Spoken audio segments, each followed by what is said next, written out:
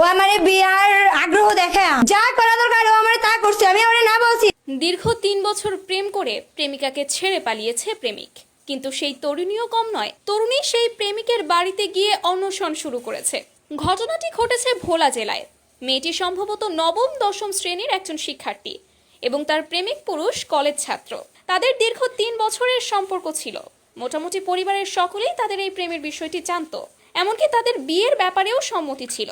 তবে একটা সময় প্রেমিককে বিয়েতে জোর দিতেই হঠাৎ করেই প্রেমিক কোনো কথাবার্তা না বলে উধাও। তবে প্রেমিকাও কম যায় না। সেই তরুণী তার প্রেমিক পুরুষের বাসার সামনে হাতুড়ি নিয়ে হাজির।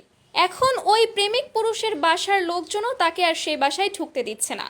সেই ছেলেটির মা এবং বোন তাকে বলেই চলেছে যে আমার ভাইকে নিয়ে আসো, আমার ছেলেকে নিয়ে আসো, তাহলেই তোমাকে ঘরে ঢুকতে দিব, এছাড়া নয়। এদিকে সেই মেয়ে বলছে আপনাদের ছেলে আপনারা সরিয়ে